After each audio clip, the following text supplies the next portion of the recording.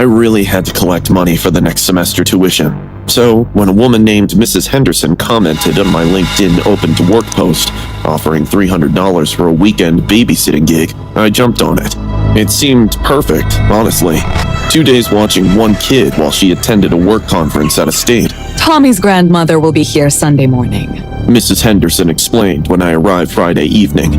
I noticed a bruise on her forehead. A chunk of blood was clotted on the side. Her eyes were too still. You just need to get through Saturday night. My son is quite easy to manage. Tommy was this 8-year-old kid who was mentally too. It was weird to watch Mrs. Henderson speak to him in a baby voice and have him in pull-ups. Even his bedroom was set up like a nursery with a crib and a changing table. She said he had severe developmental delays from a childhood accident. He loves his shows. She told me, pointing to the laptop. Cocomelon keeps him perfectly calm. Just put it on whenever he gets fussy, and don't let him stay up past his bedtime. Tommy sat in his oversized high chair, staring at me with pale blue eyes. Mrs. Henderson left around 6 p.m. The first few hours were fine. Tommy watched his shows and ate his dinner without fuss.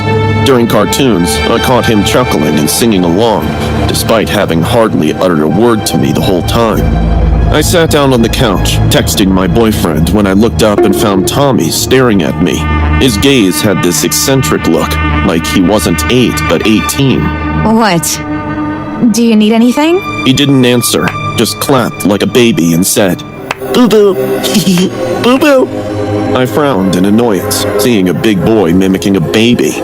Some mothers just love spoiling their kids, I thought. Suddenly, he started getting agitated, rocking back and forth, making those gurgling noises. He started throwing his food around the floor. When I couldn't stop him, I used the only way known. Wanna watch Cocomelon, Tommy? His eyes lit up immediately, and for a second, I was convinced I was being unnecessarily paranoid.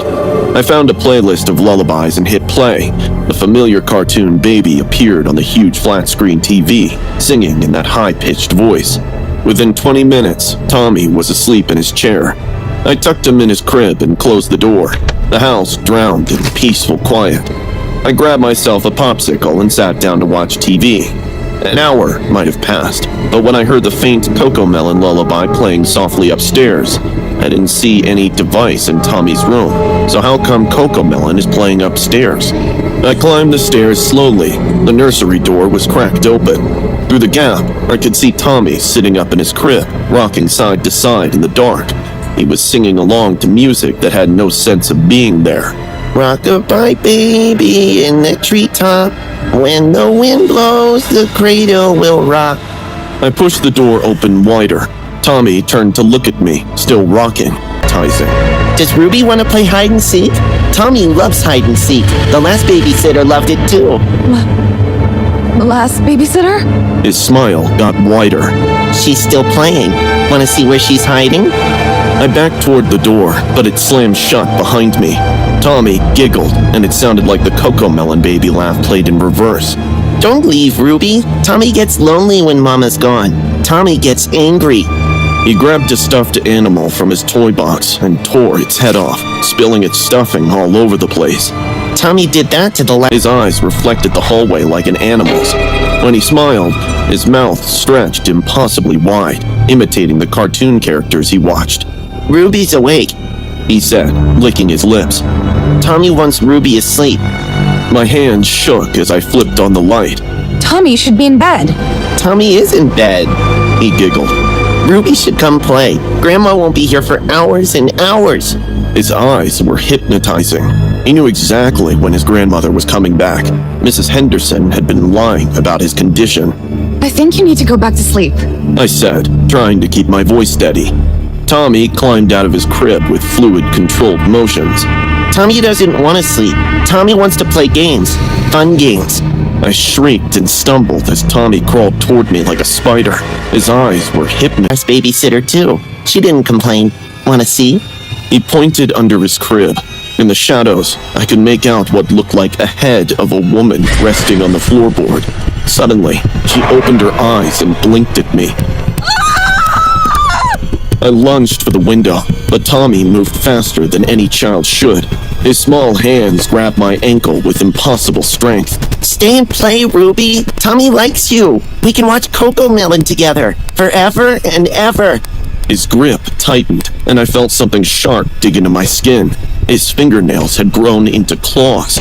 I kicked as hard as I could, connecting with his face. He let go with a shriek that sounded demonic.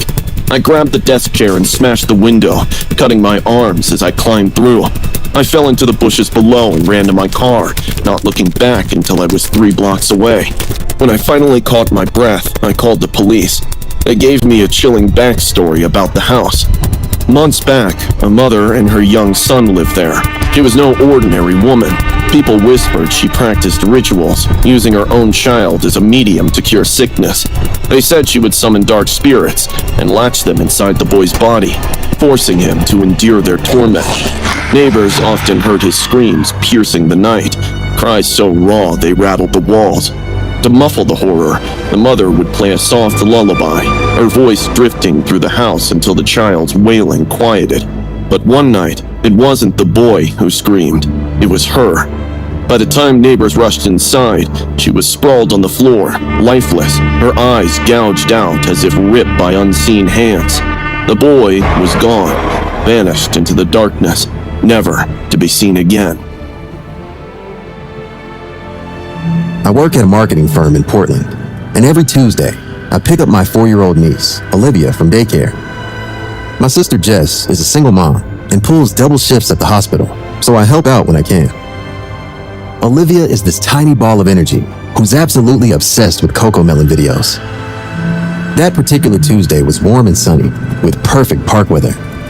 Olivia had been begging to go to Riverside Park all week. Olivia, my stomach dropped. The way he said little girls made my skin crawl.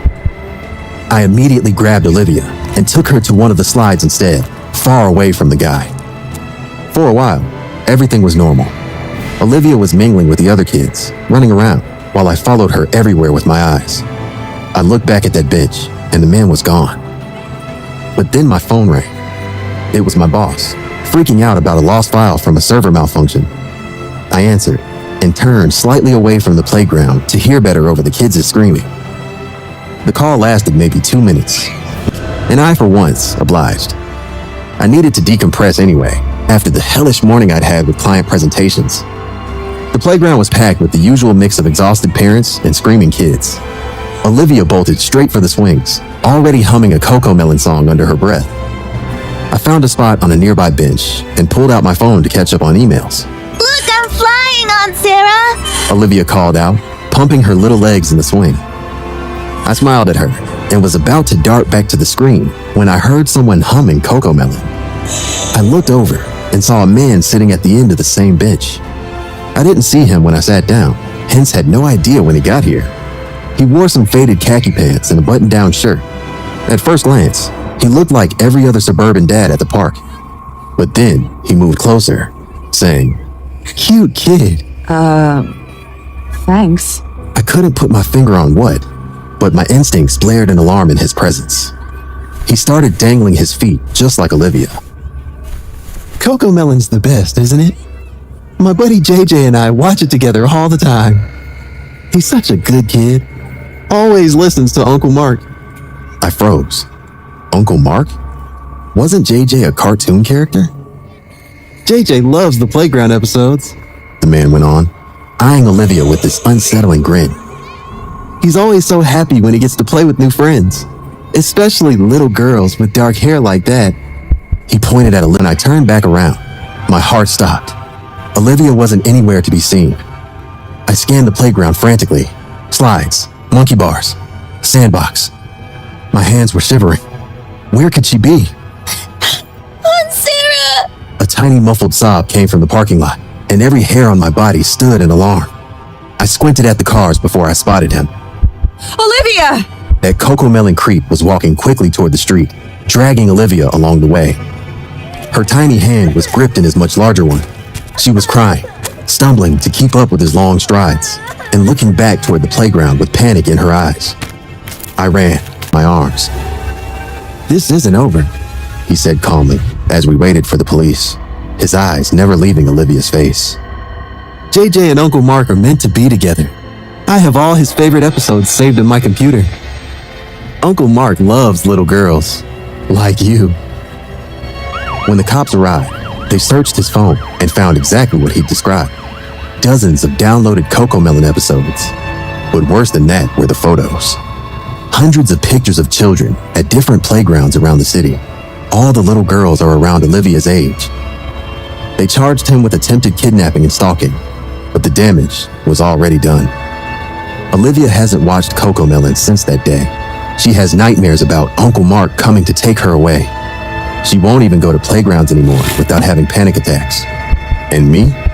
I can't stop thinking about how faster than I've ever run in my life.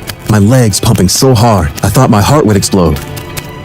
Olivia saw me coming and started thrashing at him as they neared his car with black tinted windows. Hey, stop, you freak! Help! Help! The man looked back and saw me charging toward them. He hurriedly threw Olivia in the back seat and was about to jump in the driver's seat when I tackled him from behind. The two of us went down in a tangle. Olivia scrambled out, sobbing hysterically, while I clawed at his arms and face like a wild animal. Hey now, calm down, he chuckled, as if the whole ordeal amused him. JJ and I were just going to go home and watch some videos. You can come along too. He was looking at Olivia, toe to head, and licked his lips. My name is Olivia. I want to go home. She screamed through her tears. Don't be silly, he said, trying to reach for her again, even with me on top of it. You're JJ. I know you are. I've been watching you play here every Tuesday for 3 weeks. You love the playground, just like in the episodes. 3 weeks? He'd been stalking my niece for 3 weeks, learning her schedule and planning this. Other parents had noticed the commotion and were running over. Someone was already on the phone with 911. 2 fathers grabbed the man and held him down while I pulled Olivia into normal he looked. How he could have been any of the other dads at that park. How he knew exactly when to take advantage of one distraction. I don't even want to think about what he'd do to the kids if he abducted them. He's in jail now, but there are others like him out there who wear friendly faces and call themselves uncle as they plan to execute the unthinkable. I just moved into this studio apartment near campus 3 weeks ago. The rent was suspiciously cheap for the area, but as a psychology major, I knew exactly why. The previous tenant, another psych student named David, had supposedly lost his mind studying child psychology there. He used to talk to himself, blaring Cocomelon videos all night, and claimed in his journals that he felt he was getting addicted to the stuff. David dropped out mid-semester and wasn't ever seen again. I ignored these rumors, and the first 3 nights went absolutely normal, until on the 4th, my life turned to hell. I was deep into studying developmental psychology when I heard the faint Cocomelon intro jingle playing outside my window. Some neighbor with a kid, maybe, I figured. So I plugged in earbuds and went back to my textbook. An hour passed without a pin out of place, but then I removed the earbuds.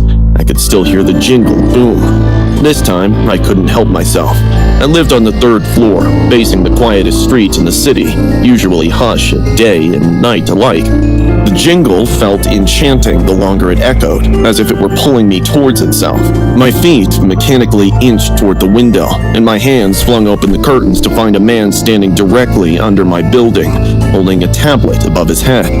He wore a cracked plastic Cocomelon mask, with half of the face missing, showing real skin underneath. It was the tablet blasting the jingle at full volume, but what made my stomach drop was the way his shining eyes were staring directly into mine. When he saw me looking down, he tilted his head too far, like his neck wasn't attached to his body. Then, he pointed right at me and smirked. I stumbled back, heart racing. It's just my imagination, I told myself, waited, then looked again. He was still there, blaring the same addictive jingle, only it was getting louder and louder. Additionally, the tablet glitched and changed clips, until the man raised it higher, angling it toward my window. I grabbed my phone and zoomed in on the screen. What I saw made my blood run cold. The video showed me studying minutes before in the studio. The angle was from above, like whoever recorded it was floating inches away while filming. I could see my textbooks, my coffee mug, and everything exactly as it is right now. I slammed the curtain shut and called 911. There's a man outside my apartment, I told the dispatcher. When Officer Martinez arrived 20 minutes later, we went to the window together. The street was empty. "You said he was right there?" he asked, scanning the now empty sidewalk. The officer checked around the building, but as facts had it, there wasn't any trace of a human presence. "The previous tenant reported similar hallucinations, Jake, until he vanished," he said. "Be careful and ring me if you ever feel like you don't want to." That night, sleep was the farthest thing from my mind. I kept checking the locks and windows. The clock, an old rusted stapler. The jingle never ends, but I've got an idea now. I'm gonna make him stop. Before I could move, he lifted the stapler to his ear and clack, drove the first staple through flesh. Blood trickled down his cheek as he laughed louder, his eyes never leaving mine. Clack, clack. Each squeak had struck 4 a.m. when exhaustion finally took over, and I dozed off, only to be awakened minutes later to the same Cocomelon intro jingle, and it was coming from my laptop. This time, it wasn't only louder, it felt closer. I spun around, peering at every inch of the space. The apartment was empty, but my door was unlocked. The glow of the laptop screen flickered across the walls, but it wasn't the light that froze my blood. It was the man whom I saw outside moments back. In the far corner, crouched low like an animal, a man stared at me with wide, glowing eyes. His lips twisted into an unnatural grin. His skin looked pale, stretched tight over sharp cheekbones, and the sound of a faint giggle escaped his throat. When my eyes locked with him, he rose slowly, bones cracking as he straightened, still smiling. I can't stop hearing it, he whispered, his voice shaking with a mix of madness and a cry for help. He pulled something from his pocket, east toward his ear further, the metallic snap echoing in the room. Blood dripped on the floor, staining the carpet. His laughter turned guttural, unhinged. I screamed, calling out, "Marcus! Marcus!" My voice cracked with terror. At once, the man's grin faltered. Without another word, he bolted, sprinting out the door and down the hall, leaving a trail of blood behind. I called the police again. This time, they found evidence of forced entry, scratches around the window lock, and footprints on the fire escape. The man had been coming and going for weeks. As the cops took a good look at the apartment, they found a hidden space inside the walls. There was a dirty mattress with empty cans of beer and plastic wrappers of protein bars piled around. And under the mattress, there was an almost faded-out student ID that read the name David Bowles. David was found in the basement, hiding behind sewage pipes. When the cops escorted him out, he was shaking his head and laughing like a maniac. As he walked down the hallway to the cop car parked outside, he kept singing, "Wash, wash, wash your hands, wash them nice and clean. Brush, brush, brush your teeth, brush them every day. Peekaboo, I see you. Peekaboo, I see you." It was later confirmed that David descended into madness from watching too much Cocomelon. I also did my own research and came to this conclusion. Cocomelon is designed to hijack a toddler's natural attraction to sound, color, and repetition. Basically, it's baby crack, and it can turn you insane too, if you succumb to it.